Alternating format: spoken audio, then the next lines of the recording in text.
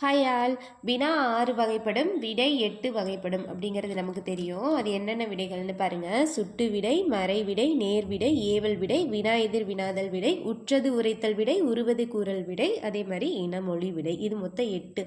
சுட்டு விடை அப்படின்னா என்னென்னா சுட்டி கூறும் விடை. அதாவது எடுத்துக்காட்டு பாருங்கள். கடை எங்குள்ளது அப்படின்னு கேட்டால் இந்த பக்கத்தில் இருக்குது, அந்த பக்கத்தில் இருக்குது அப்படின்னு அது எங்கே இருக்குன்னு நம்ம ஒரு சுட்டி காட்டுவோம் பார்த்தீங்களா, அதுக்கு பேர் சுட்டு விடை.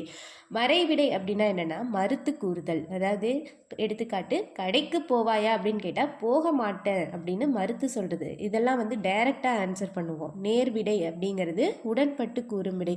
கடைக்கு போறியா அப்படின்னு கேட்டால் போயிட்டு வரேன் அப்படின்னு சொல்கிறோம் இல்லைங்களா, இதெல்லாம் டைரெக்டாக சொல்கிறது.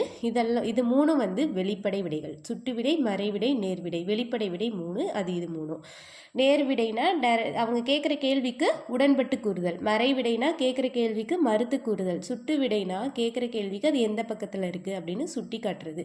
அடுத்து ஏவல் விடை அப்படிங்கிறது என்னென்னா எடுத்துக்காட்டு பாருங்கள். இதை செய்கிறியா அப்படின்னு கேட்டால் நீயே செய். அதாவது சொல்கிறவங்களையே என்ன பண்ணுறது, ஏவுறது.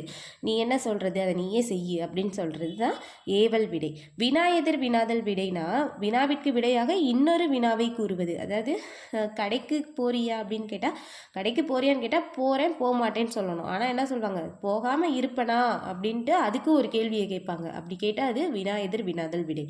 உற்றது உரைத்தல் விடை அப்படின்னா வினாவிற்கு விடையாக ஏற்கனவே நேர்ந்ததை கூறல். அதாவது ஒரு விஷயம் நடந்திருக்கும், அதை சொல்கிறது. எடுத்துக்காட்டு கடைக்கு செல்வாயா அப்படின்னு கேட்டால் கால் வலிக்கிறது அப்படின்னு சொல்கிறது உற்றது உரைத்தல். அதாவது அவங்களுக்கு கால் வலிக்குது, அது வலிச்சிட்ருக்கு, அதை அவங்க ஆன்சராக சொல்கிறாங்க. ஏற்கனவே நடந்த ஒரு விஷயத்தை சொல்கிறது, நடந்துட்டுருக்கிற விஷயத்தை சொல்கிறதுக்கு பேர் உற்றது உரைத்தல். உருவது கூறல் விடைனா என்னென்னா வினாவிற்கு விடையாக இனிமேல் நேர்வதை கூறல். அதாவது கடைக்கு போவியா அப்படின்னு கேட்டால் எனக்கு கால் வலிக்கும், போனால் கால் வலிக்கும் அப்படின்னு நடக்க போகிற ஒன்றை சொல்கிறதுக்கு பேர் உருவது கூறல் விடை. இனமொழி விடை அப்படின்னா என்னென்னா வினாவிற்கு விடையாக அதுக்கு இனமான மற்றொன்றை விடையாக கூறல்.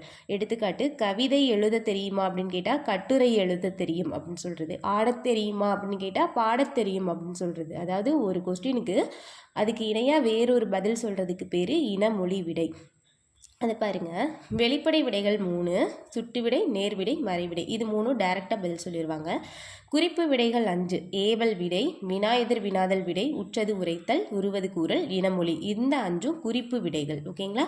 இந்த கண்டென்ட் உங்களுக்கு யூஸ்ஃபுல்லாக இருந்திருக்கும்னு நினைக்கிறேன். இது மாதிரி நிறைய கண்டென்ட் பார்க்குறதுக்கு என்னோட இந்த சேனலை சப்ஸ்கிரைப் பண்ணிக்கோங்க. தேங்க்யூ.